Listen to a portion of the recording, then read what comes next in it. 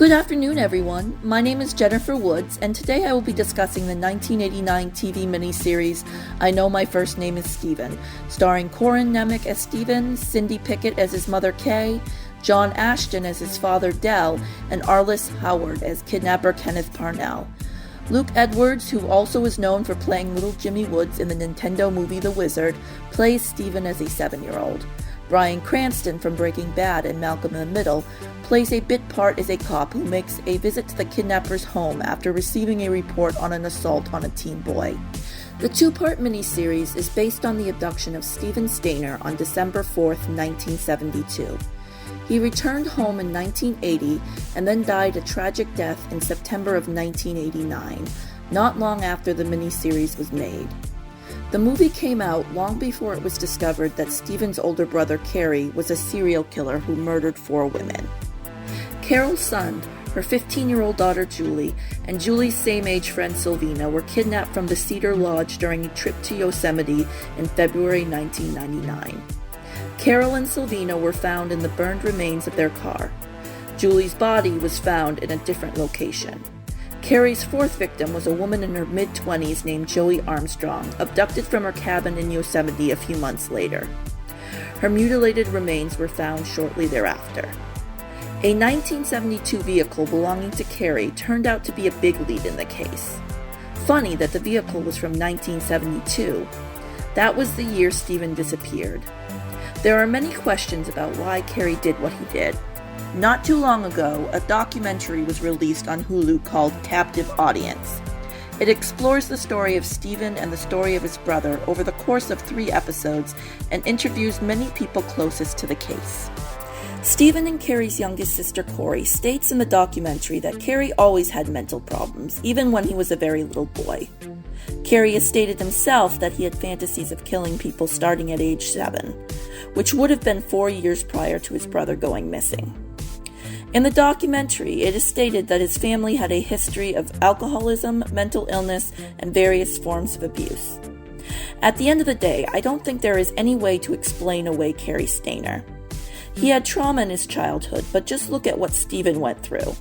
And lots of people with mental illness don't do what he did. The murders were cold, brutal, and planned out. I recommend the 2022 documentary Captive Audience because it sheds some light on the true stories of Steven and Carrie through interviews with those close to them. Corin Nemec, who played Steven as a teen in the miniseries, and Todd Eric Andrews, who played Carrie as a teen, also appear in the documentary and give their insights after reading aloud statements the brothers made to the press. Nemec says that it was an honor to play Steven and that it was definitely a coveted role at the time. I really enjoyed getting a more intimate look at this story that really resonated with me over the years. Don't go into the documentary expecting to get answers to the burning questions, though. Some things in life will always remain a mystery. I Know My First Name is Steven begins shortly before Christmas in early December 1972 in Merced, California. 2 men are on the sidewalk, passing out religious flyers. The man with the glasses, named Kenneth Parnell, says that Christmas is for children, and he expresses a desire to find himself a little son of his own. His friend, who goes by Murph, thinks this is a dumb dream for him to have, because he's an utter train wreck, though he doesn't come out and say those exact words, but we get Murph's point loud and clear. And Kenneth's heart clearly isn't in the right place, because he says that what he wants is a son to take care of him when he stumbles into the house drunk at night. So he wants a parent, basically, but in the form of someone small and impressionable, so he can still boss them around. He splurges on a shopping cart full of toys. He's got himself a goal now. He's going to go pick out a son, his own little creepy present to himself, and give the boy one heck of a Christmas. We meet the Stayner family shortly after. We're first introduced to them when we see the mother Kay cashing out at the store. She lists the names of all of her children, slowly placing the corresponding toy on the conveyor belt as a line forms behind her. The other customers are probably getting restless, wishing she'd hurry the heck up. We've all been stuck behind that one man or woman before who's off in their own world, completely oblivious to the urgency of the situation. But it's an endearing moment. Here is a mother whose life is her family, and you can hear the love she has for them in her soft, thoughtful tone, but you can also tell that life has been a struggle for her as well. Her children are 2 boys and 3 girls, and their names, from oldest to youngest, are Carrie, Cindy, Stephen, Jody, and Corey. The oldest is about 11, the youngest is 4, and the other 3 fall somewhere in between. I'm going based on the documentary now, because I think only Stephen's age is ever actually given in the miniseries. The Stainers are struggling to get by on a tight income. With Christmas coming up, it's time to buy the kids presents, and the mother somehow manages to make do with what little money they have. She even boasts to her husband that she managed to have enough money left over for candy canes. I want to say a few things about this scene before we move on. I thought Stevie's combat doll was a nice one, though it didn't come in a box, and we all know the box is half the gift. But it was still the perfect toy for a 7-year-old boy, and what preteen boy doesn't love a good baseball glove? But I'm not sure why Cindy got a toy guitar. I didn't get the impression she was a budding female rock star. But then, I didn't get much of an impression of who any of these kids were as individuals, aside from Carrie and Stevie being into sports. Here's something I noticed upon a rewatch, though. The mother actually got more stuff than we saw initially. There was a cute little lunch pail, a blue lunch pail, in the brown paper bag she brought into the kitchen. Honestly, I thought that was the best gift. I was so excited. I wanted to go on eBay and buy myself my very own blue plastic lunchbox equipped with a matching thermos. It would be like old times. And some of the things she was wrapping looked more like boxes of clothes. Maybe a game, so I think she got lots of stuff for them. I don't think their Christmas was as skimpy as I initially thought.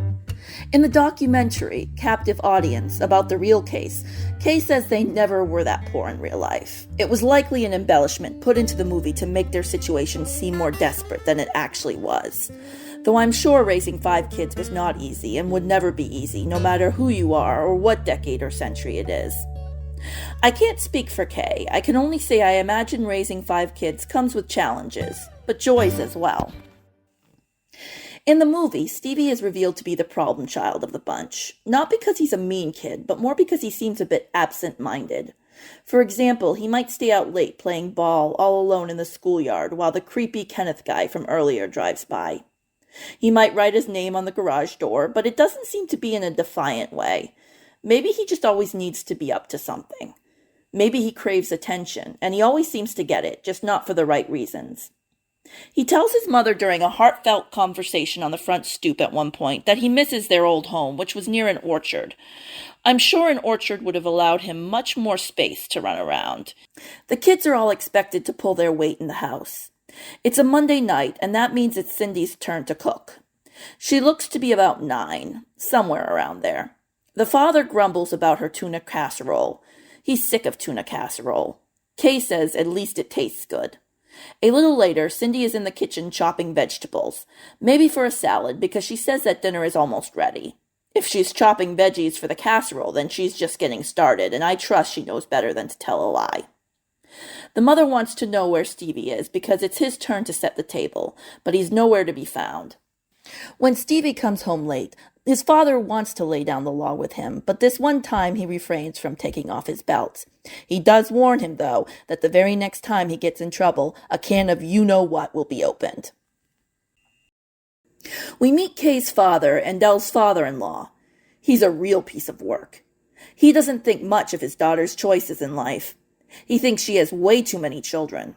He says that back in his day, they'd have a litter of puppies, but then kill the runts. Nice. The very next day, Stevie runs into Kenneth Parnell and his friend while he's walking home from school. They convince him to get into their car so that they can ask his mother if she would like to listen to their little religious spiel. And of course, a 7-year-old boy thinks that's exactly the kind of thing his mother would like to be doing right about now. In all fairness, Stevie probably doesn't dare say no. Also, there are some wonderful religious people out there who are truly passionate about spreading the word. I get the feeling that Ken Parnell is not one of them, but then again, I know what his end goal is. Parnell begins planting the seeds of doubt in Stevie as early as that car ride. He stops to make a call to Stevie's parents and get permission to take him to his place. The viewer knows that no such call actually took place, but Steven's 7. This is 1972, and he's trusting. Parnell asks Stevie questions and lets Stevie answer so that he can agree with him and be like, yep, that's exactly right. That's what I knew all along. You just hit the nail on the head. But what he's likely doing is collecting info on the boy that he can later use against him. Also, there is a news clip in the documentary where we learn that Steven was not a fighter, so that likely made him an easier target. When Stevie doesn't come home from school that night, at first, his parents think he's being naughty again. But that exasperation with him soon turns to fear. Their mind goes to dear old granddad first. And what's funny is that the kidnappers do take Stevie to Kathy's Valley, where the grandfather lives. In fact, at one point, we see them drive right by the grandfather on their way to where they're going. Del Stainer and his older boy Carrie go out looking for Stevie. They get so desperate that they end up in a junkyard, rummaging through trash. Carrie reaches into a bag of some sort and pulls out his hand, now covered in blood. As it turns out, it's the blood of an animal. It's not his missing brother, but little Carrie is traumatized by the ordeal. Over the next 7 years, Stephen lives with Kenneth Parnell under the pseudonym Dennis. He gets to keep his middle name Gregory, but his last name is now Parnell. Kenneth dyes the boy's hair black. He gives him a dog named Queenie to bribe him into loving him.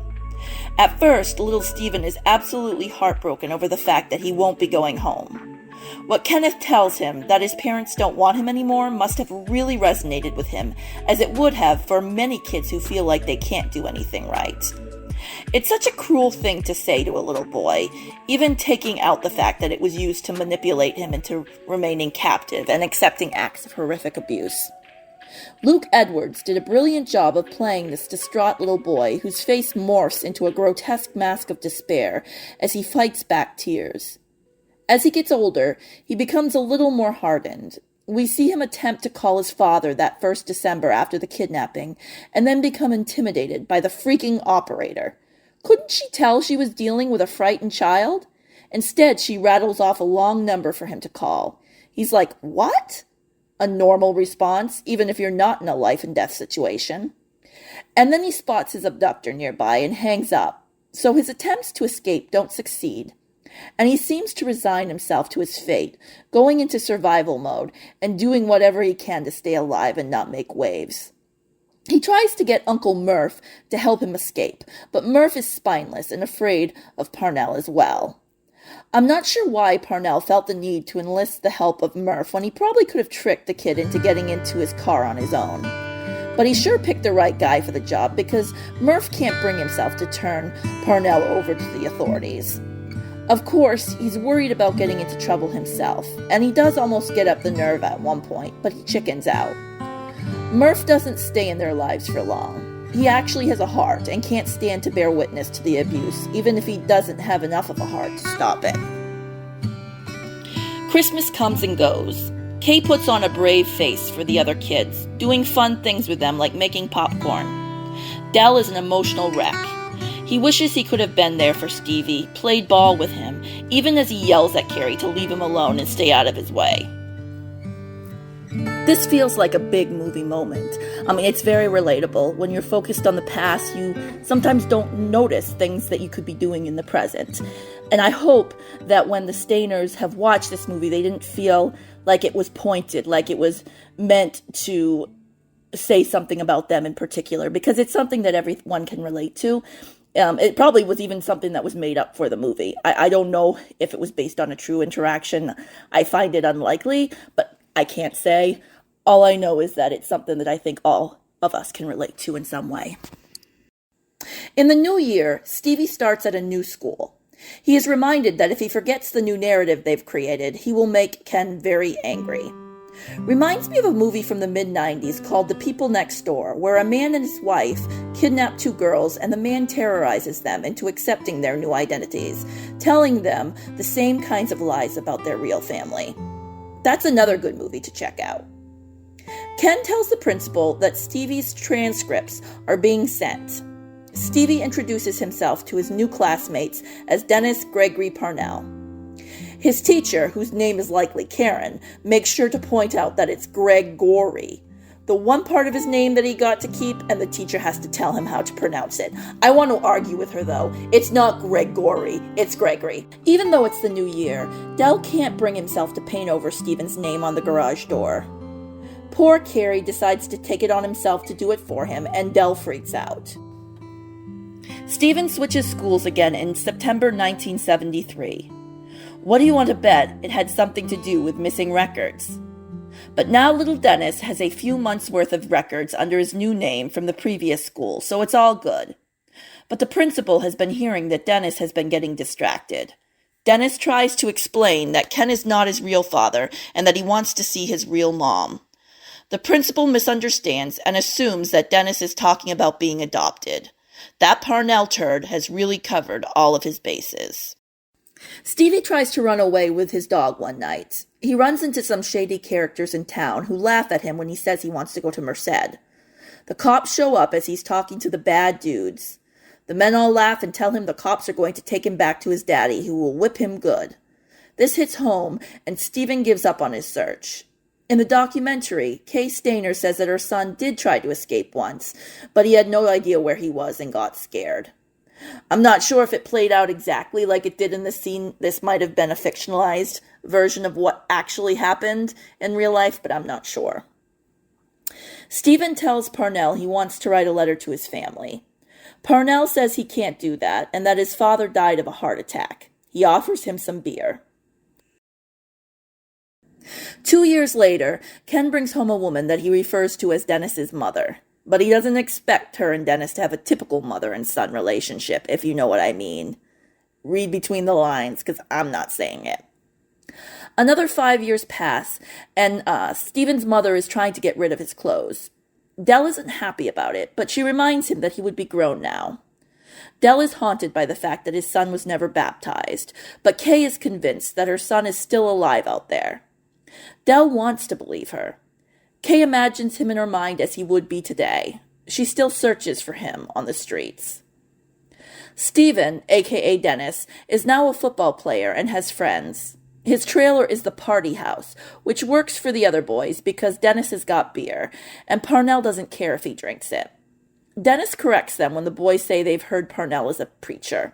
He says he may have been one years ago, but now he just pretends to be one. Parnell intrudes on their little gathering, but he would love to join them in some afternoon drinking. Dennis doesn't much like that idea and tells his friends to get going. He knows what Ken is all about. One of the boys goes off alone with Ken to check out a motorcycle, but Dennis succeeds in scaring the other boy off. The friend who spent time alone with Parnell later tells Dennis as the two boys are walking home from school that Dennis's father tried to mess with him. Dennis reveals that Parnell does the same stuff with him, but he's not really Parnell's son. Dennis is afraid of going to the cops about what's been happening to him because he's afraid he'll end up in a children's home or homeless. The friend promises not to say anything. When Dennis and Ken are out to dinner one night, Ken says he needs Dennis's help with something in Ukiah. Dennis says he's got tryouts for baseball. Ken lets him know how easily he can trade him in for someone new if he doesn't pull his weight. He says that he's only 14 and could be in a children's home for a few more years. But in Ken's mind, Dennis is getting old at 14 and no longer an ideal victim. Ken says he'll get someone else to do what needs to be done on Friday. A cop comes to visit Parnell. He says he heard about something that happened between Parnell and a local boy named Jim. Parnell says he's a man of God and he will do whatever it takes to keep his little Dennis off drugs. That means giving some of his friends a swift kick out the door. And this is probably just retaliation for that. The cop agrees. Dennis comes home and finds out from Parnell that they're moving again. Now it's Valentine's Day in 1980, and Ken is scoping out a little kid named Timmy. Timmy has light brown hair just like Steven, but he's only 5, 2 years younger than Steven was when he was taken. Ken's new partner in crime tries to convince the young boy to help him with some light car repair. An odd request of a kindergartner. The kindergartner gets a sniff of the BS he's being served and says no way. The young man decides to make a grab for him as the little boy clings to a fence and puts up a fight. It's 1980 now. Perhaps kids are a little more aware of stranger danger? Or maybe this guy just looks far more menacing than Murph did 7 years earlier. It's not much of a battle between a teen boy and a little child. Dennis comes home to a new brother. The Stainers are conveniently talking about possible leads in their son's case with the police when the police find out about the new missing boy. What are the odds? In the documentary, Kay says she heard about Timmy on the news, so maybe that was something added to the movie for dramatic effect. Dennis gets out of school and is picked up by Ken. Timmy is in the back seat with a fresh dye job, just like Dennis's back in 1972. And Ken says he's now to be referred to as Tommy. The little boy corrects him and says that he wants his mom. It must be ringing some serious alarm bells in Dennis's head right about now. Core memory unlocked. I'm sure it wasn't that hard to drag the memories to the surface. They probably never really left him.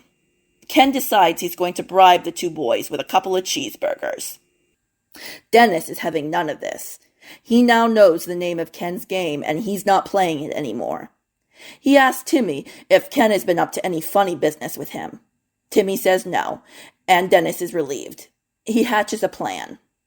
When Ken leaves for his job at the hotel, Dennis and Timmy are ready to go. Ken warns them he might be back for something he left behind. In the documentary, someone says it was stormy the day the boys escaped, and the stakes are high. Dennis has to leave Queenie behind, one of the more heartbreaking moments of the miniseries, right behind every scene featuring Dennis and Ken. The two young boys run for their lives down a deserted highway, having to keep an eye out for Parnell's vehicle. We see them running as headlights bear down on them. To be continued. Now we've made it to the second episode of the miniseries. It opens with an old man pulling over and offering them a ride. Timmy says he's a stranger and it's a no-go for him, but what choice do they have at this point? Dennis reassures him. He's with him and he will protect him. The man drops them in Ukiah. Timmy is unclear of where he's going, and threat looms when Dennis sees Parnell sitting in a window at the hotel where he works. So Dennis leads Timmy to a police station where they will be sure to get him where he needs to be. Even though he now knows Ken's a liar, he's clearly internalized the lies to the point where he thinks there's no home for him anymore. He doesn't dare go in with Timmy and tell the police who he is. He's afraid he'll just be delivered right back to his guardian Ken. Timmy starts to go inside, but he gets frightened by a cop who looks his way. He runs back outside to Dennis. The cops pursue the child. They know something's up. They find him with Dennis and drag the older boy in for questioning. They discover that not only is this little boy the missing Timmy White, but the mysterious older boy is another abducted child who remembers his first name being Stephen with a possible last name of Stainer. Stephen smokes as he tells the police officer questioning him that his dad is the one who took Timmy, and he and Timmy actually have a little bit in common. You see, his dad, who is not his father, kidnapped him too when he was a little boy. The officer matches the name Stephen Stainer with an old case, and his suspicions turn to elation. Stephen denies that he was abused, but he does say that Ken raised him like a son the whole time he was gone. When Stephen sees his old missing poster, something in him snaps, and after a little more questioning, he reveals his kidnapper's name. He finds out his real father is still alive, and they haven't moved in all this time. Very different than what Ken told him. With this new information he's been presented with, Stephen makes a choice in that moment. He's not going to cover for that lying turd anymore. His parents get a knock on the door late at night, but it's good news. The Stainer sisters swarm around their elated father. The whole room is abuzz with their excited voices. Dell wants to rush out and pick Stephen up, but the police say he's probably already on his way home. Kay is in shock. She wants to believe the officer is telling her the truth, but she's cynical. Too many years of false leads. Timmy's parents meet Stephen at the police station and thank him. Timmy refers to him as Dennis, but the older boy tests out his real name, saying, "It's Steve." The police arrest Parnell. Good. Stephen is forced to make an identification. Ken must feel his house of lies come crumbling down right about now, or more accurately, his little shack of lies. I'm not one to mock a person's living quarters because home is where the heart is, but this man has no heart. Or had no heart, because he's dead now. Stephen goes back to Parnell's dump to rescue Queenie. We can relax now. The boys and the dog are safe. And then Stephen returns to his real family under a flash of lights with screaming reporters surrounding him. I'm so glad he got a few more years with his people before he had to leave this cruel world. Hopefully he's at peace now. I have to say, watching him return home gave me the kind of high I got from watching Everybody's Baby, the rescue of Jessica McClure, when the baby was pulled out of the well in the end and the whole town erupted. It's such a feel-good, miraculous moment. In the documentary, it's stated that Steven Stayner played a bit part as a cop in the reunion scene. I want to take a moment to say that when I was a kid in the early 90s, I would hear about missing children and just assume they were dead. Even at that young age, I held out no hope for them. When I was a kid, missing kids who had been gone for several months, if not years, didn't come home safe. Maybe there were some who did, but I don't remember hearing about them the way we do today. Stephen's return was years in the past when I was a child, and it wasn't until a decade or more later that I started hearing about Elizabeth Smart, Sean Hornbeck, J.C. Dugard, Elizabeth Fritzl, the women from Cleveland, Abby Hernandez, and so on. Most of these kids weren't missing yet, if even born yet, when I was looking at all the missing posters on store windows as a 10-year-old. It seems to me that we hear about miracle returns more these days than we did in the past, but the internet could also play a part in that. Plus, people are probably more observant and less naive than they were decades before.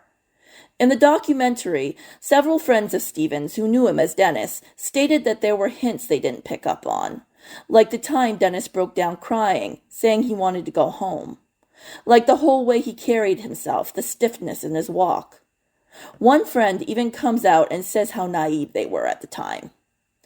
There was one neighbor, a woman, who said she never liked Parnell. She doesn't say much more than that, but there's always that one woman next door who seems to get a hunch about the guy who turns out to be a serial killer or serial abductor in this case. Anyway, back to the miniseries. The rest of the movie is about Stephen adjusting to life with the Stayners. He is reintroduced to his siblings because his sisters have all grown up, and he can't tell them apart anymore. The youngest one gives him the combat doll that has been waiting for him since the day he was taken. The police confront Parnell with his nasty record. He can't hide from the truth anymore. At the dinner table, the family finds out that Stephen's a freshman now and was on the football team. His father is impressed. He never would have thought to look for Stephen on a football field. Carrie bursts through the kitchen door while Stephen and the parents are alone at the table. He's come home early from a camping trip in Yosemite after hearing the big news. Another eerie echo of what was to come 10 years later. In the documentary, Captive Audience, it is stated that he was camping when the Stayners got the good news about Stephen, but I don't know where he was camping. I don't think it was said, unless I missed it. In the movie, there's a sweet reunion between the two brothers. In 1989, Carrie would have looked like a normal older brother who likes to overeat and shows affection toward his mother and younger brother. Kay says she'll give Queenie her very own master bedroom in the garage. Stephen says, nope, where Queenie goes, I go. You tell her. So Kay relents. She'll figure out a way to make it work. It's not long before the police are coming for Murph. Carrie is an artist, but he says to Stephen that his parents don't seem to notice his talent. He reveals that their father has been an emotional wreck since the kidnapping. In the documentary, we see some of Carrie's actual sketches. The police find revealing photos at Ken's old place. The truth comes out about what happened to Stephen under Parnell's roof. The police want to speak with Stephen. His father reckons he'll stick around to listen. What he hears absolutely destroys him. Stephen is too ashamed to admit the truth, not understanding it's not his shame. His father doesn't understand either, but the officer knows it was really only ever about Parnell wanting to overpower a vulnerable child. But he does still imply that Stephen let it go on by not speaking up. Stephen speaks up now and says he was doing what he had to in order to stay alive. It's easy to say this was 1980 and times were different. I remember, though, when a boy named Sean Hornbeck returned home after being missing for 4 years. Back in 2007, these same conversations were happening in the news. Why did he stay? It sounds like Hornbeck's story turned out a lot happier than Stephen's, which is good to hear, although I know he must still have scars from that time. It was a very similar story to Stephen's. Another boy was found with Hornbeck too. The officer tells Stephen and his father that the whole story will eventually leak. The reporters are like vultures, circling a corpse. The kids at school find out soon enough, and they make fun of Stephen, as rotten high school kids will do. A pretty blonde girl named Jody stands up for Stephen. Soon enough, she and Stephen will become an item, but not yet. From the documentary Captive Audience, I've learned that this was a fiction they put in the movie. Stephen didn't marry a high school sweetheart, though he did get married and have 2 children before he died. He met his wife Jody at a butcher shop. We meet her, along with his now grown-up children, in the documentary. His kids' names are Ashley and Stephen. In the movie, the love of his life looks a little like a blonde Jennifer Connelly, and she remembers when he went missing. She remembers his class praying for his safe return. Stephen is snippy with her. He's snippy with everyone.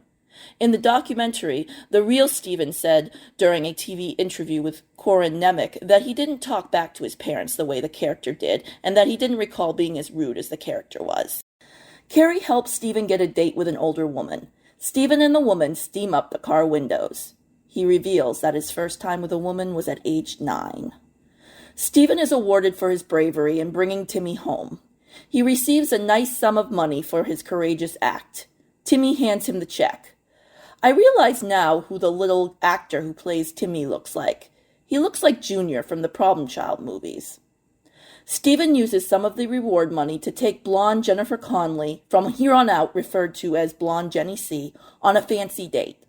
But she'd rather just go to some burger joint, so that's what they do. Stephen reveals to her that he feels like he can't do anything right. Ken goes on trial for the kidnapping of Timmy. He tries to convince the jury that he wasn't the one who kidnapped the boy, that his accomplice did it on his own with the help of the teen's father or stepfather. Not sure how he expects to convince the jury of that when there's Stephen, in addition to the younger boy, who can attest to the fact that Ken is a lying turd. Ken gets 7 years. The Stainers are confident he'll get more for Stephen's abduction. Stephen's parents are worried about his drinking habits and the fact that he plans to use his reward money to purchase a car. His life is spiraling out of control. He's drinking and driving and getting into minor car accidents that could have been much worse. Eventually, Stephen hits a particularly low point. He sits on the railing of a bridge, downs a bottle of beer, and is troubled by dark thoughts. He lets the bottle drop and smash on the rocks below. I remember hearing it said before that victims of this kind of abuse can feel a sort of ambivalence toward life after what they've gone through. They don't really care if they live or die. I remember hearing it put just like that, but I can't remember where I heard that. And this scene exemplified that ambivalence perfectly. The way Stephen walks the railing, keeping his balance, but one false move could send him flying. I imagine it also shows how he's walking the razor's edge in life. The music changes. It sounds more like an electric guitar now, and it goes along with a shift in mood. Stephen testifies in his own trial and tells the whole truth of what happened to him. It's an emotional scene. Stephen is not happy to see that his girlfriend has come to the trial, but later at the lake they confess their feelings for one another. Ken is given a joke of a sentence, 84 months, but he was already sentenced to that for Timmy, so he gets an additional 20 months. Limits in the law at the time caused the sentence to be so low, but it's still ridiculous. Stephen got 7 years of captivity. Murph got 5 years of prison time. Ken got 20 additional months for Stephen's case. Dell tells the reporters what he thinks, that the laws are crazier than the criminal here. I want to add that there is a very similar case that happened in the 2000s, the case of Sean Hornbeck, who was found with a younger boy named Ben Omby in 2007. Sean Hornbeck had been abducted in 2002 at the age of 11 and held for over 4 years. Ben Omby had only recently been taken. He was 13. There was still the same kinds of questions of why did Sean stay being asked in 2007. I remember hearing the news reports, but in contrast to the Stainer case, their abductor, Michael Devlin, got 74 life sentences and an additional 2,020 years. That is the kind of justice Stephen should have gotten. Stephen is so torn up over the verdict that he crashes his car with Jody in the passenger seat. He finds out Jody is pregnant. I think the timeline is all messed up in this movie. In real life, the trials happened in the early 80s. That appears to be when they took place in the movie because Stephen is 16. But Stephen's firstborn child, a daughter, wasn't born until 1985. Stephen decides to move out. His mother says he can come home any time. She doesn't believe he will, though. It's a solemn statement for a story that would only get more solemn after the credits rolled. The father still can't bring himself to paint over Stephen's name. Kay brings some groceries over to Stephen's new trailer. He tells his mother he plans to get married. She agrees that's the right choice given the circumstances. He needs her to sign papers for him so that he can. He's still underage. Stephen still feels guilt for letting Ken abuse him. That's how he words it. He feels that he let Ken do it. He says he hated his captor, but he knew it was wrong what was happening. He also feels guilty because he knew the same things were happening to his friends. His mother tells him it's not his fault. She assures him that they never stopped trying to find him. It does have a statement at the very end of the movie, right before the credits, that Stephen died at the age of 24 on September 15, 1989, in an accident, and that at the time of his death, he had a wife, Jody, and 2 children. It's not stated in the miniseries since it happened years later, but Kenneth Parnell died in 2008. He was arrested again in 2004, this time for trying to buy a child, and was sentenced to life. This is something that is mentioned in the recent documentary. And sadly, Timmy White died in 2010 of an embolism. He would have been in his 30s at the time. I don't remember seeing that in the documentary, but I remember hearing about it when it happened. Del Stainer died in 2013. I want to talk a little bit about the documentary now. In the very beginning, right before the opening credits, Kay states that you could never make her story into a movie because, well, the part she left unsaid is that it wouldn't be believable. We expect fiction to make sense, but reality doesn't. This case was made into a movie before the really crazy stuff happened. Audio recordings were used by the screenwriter J.P. Miller in order to write the script. He wanted to learn as much as he could about the real people involved. And even then, we learned from this documentary that the story was doctored and fictionalized quite a bit to make it flow in a way that made it a compelling TV movie. There are clips of the miniseries shown throughout the documentary. There are also audio clips of the screenwriter talking about his process when it came to writing the script. I assume it's the voice of the actual writer unless it's a voice actor. Stephen's daughter Ashley talks about how they have boxes of stuff that her father left behind, including old newspaper articles and the original missing flyer, but it's hard for her to look through the boxes. She and her little brother Stephen do so on camera. She admits that people didn't tell her a lot about her father as she was growing up. The stuff she has in these boxes are what she has to go on, and also the miniseries, of course. Her brother doesn't remember their father because he was a baby when he died.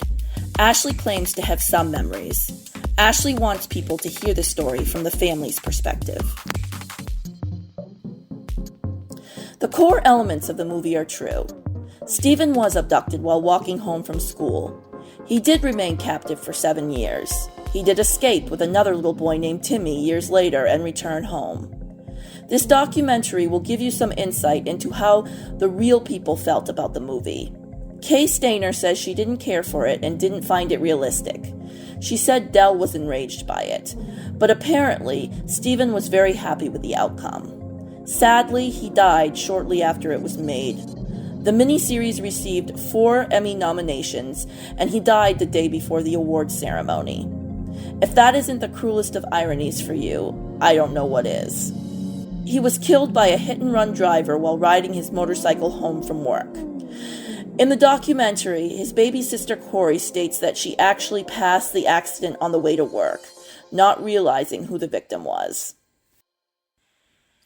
Ashley says it's interesting how Yosemite is such a focal point in their ongoing saga. She says her dad went up to Yosemite after being taken. Kay says Parnell was working at Yosemite, maybe as a bookkeeper at the time Stephen was taken. It's also mentioned earlier in the documentary that Steven was walking down Yosemite Parkway when he went missing. Now Yosemite makes Ashley think about her uncle. It's also interesting that it was a place where her uncle worked as a handyman, just like Parnell worked somewhere in the park as well. I just thought of that while watching this documentary. I have to admit that I will probably forever tie Yosemite to the Stainer family as well. It's pretty much the biggest story I've ever heard to come out of there. I'm not from the Yosemite area. I have no reason to associate it with anything else. I think whenever something horrible happens somewhere, we tend to associate the place with that horrible event. Think Columbine or Sandy Hook. It's unavoidable. In the documentary, I learned the miniseries had close to 40 million viewers, which is insane. I assume that was at the time that it premiered. Corin Nemec compared it to the Super Bowl. It's definitely a story that struck a chord with a lot of people. I hope his family takes comfort in the fact that Steven was a hero. The abduction and the path Carrie took in life might seem like a stain on their family name, but when I think about them, I think about how courageous Steven had to have been, and I think his story is the one that should be focused on. In 2010, the same year Timmy White died, a memorial honoring Steven's courageous act was completed. It stands as a testament of his resilience and his bravery. The memorial is a statue depicting an older teen leading a young boy to safety. Captive Audience is definitely a documentary that I would recommend watching if you've seen the miniseries, just to get a fuller picture of the true story. And that's what Ashley says she wanted to do. Kay says she hopes she's added to it. This is a documentary about the Stainer family, though it does talk a little bit about Carrie's victims. I do feel bad that Carol, Julie, Sylvina, and Joey sometimes get lost in discussions about the case because of the media attention that automatically is given to the Stainers. But that's true with any serial killer. I think it's just that this case is so strange and bizarre. It's hard not to focus on the Stainer family at times.